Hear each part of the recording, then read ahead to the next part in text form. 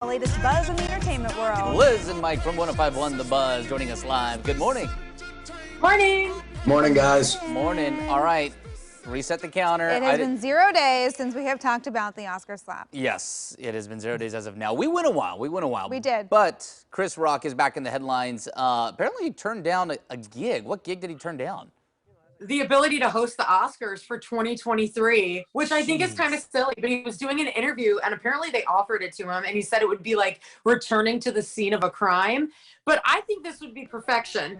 The jokes would write themselves. They'd probably do fake slaps all night long and he might as well capitalize on it because in like 2 years, nobody's really going to have, you know, that much of a memory of the whole incident that took place. I think I'd remember. Are you talking, or you mean yeah, next I mean, year? we'll remember it, but it won't be like the thing that's talked about. I feel like enough now we time won't be like reset the counter. You know what I mean? Makes that makes sense. That makes total sense. I mean, if we're being totally honest, they could bring Will Smith out at the end of the show, have them reconcile right on stage. But the real thing here is the bag of money that Chris Rock would be getting if he were to be hosting the Oscars next year. Because think about this. Oscars viewership has been down over the past few years. I would tune in to see this. I don't even care if he reconciles with Will Smith on stage for the jokes alone. Yeah, that is true. I mean, you have to assume that whoever hosts next year is going to make a joke about it. Somebody is going has to address it. I'm kind of with you, Liz. I think, you know, this would have been a good opportunity for him to kind of take ownership of it and have the last laugh in a way, you know? Yeah, and the money's not going to be the same. Like I said, 2 years, 5 years, whatever from now. Take advantage of the opportunity, make some money, and then just retire for a little bit. Hang out in a swimming pool. Just do what you need to do. Yeah, hang out. That's true. I can understand him not wanting to do it, but you know, I also don't know how much money he was offered. So he's probably doing just fine. He's probably okay, but I mean, I'm sure he's still booking sold-out shows right now. Probably true. True. They didn't say how much money he was offered, but I mean, for a few million, you know what I mean? Like, it's just 4 hours of your life on a stage. Exactly. Like, I know there's rehearsals, but it's going to be a lot for one night of work. How cringy could it possibly be? Let's be honest. If I was part of the Academy, I would be backing up the Brinks truck at Chris Rock's house to get him to host the show next year. Like, literally. Yeah. Well, if he's saying no, it'll be interesting to see who they absolutely come up with. Absolutely. But, okay, so I love whenever stories come out on crazy celebrity diets because it's just wild to me what some of them do for roles. Taylor Lautner is talking about his extreme Twilight diet. So let's get into it.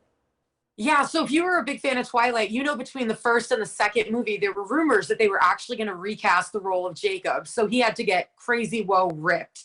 And so he had to gain 35 pounds of muscle. Holy cow. Only weighed 140 pounds at the time. And they put him on a 5,000 a day calorie diet. And it's like, when you hear $5,000, you're like, delicious. That sounds amazing. I love it. Until you find out that it was raw sweet potatoes, which I didn't even know you could eat them raw. I don't even feed them to my dog raw. And then chicken patties and protein shakes. And that was it for the day. 5,000 calories worth of that. Wait, You're just choking down protein. He was in jeopardy of losing his role? Is that? Wow. Yeah. Well, because doesn't the story talk about too, like after he becomes a werewolf, he gets hotter? I'm pretty sure that. That was the plot. That was part of the plot line. I don't know. Every time they're magical, they get so he had to beef up. He had to beef up. Yeah. He did. Wow. Yeah, because in the book, he's like, when he turns into a werewolf, he gets like big and strong and all that stuff. And so between the two movies, they were like, we don't know if Taylor can pull this off. And he was like, well, we're eating raw sweet potatoes. We got to do something. Yeah. I'll try to put on the pounds. That's nuts. That's a lot. Gosh. That's a lot.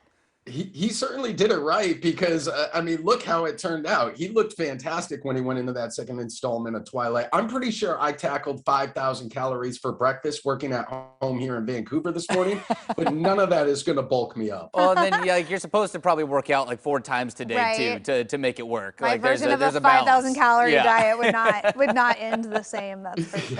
I just involved an entire sheet cake. I don't even care that it's not my birthday. If you tell me 5,000 calories, that's where I go. You can celebrate your birthday anytime you want. Someone's got to do it. Yeah.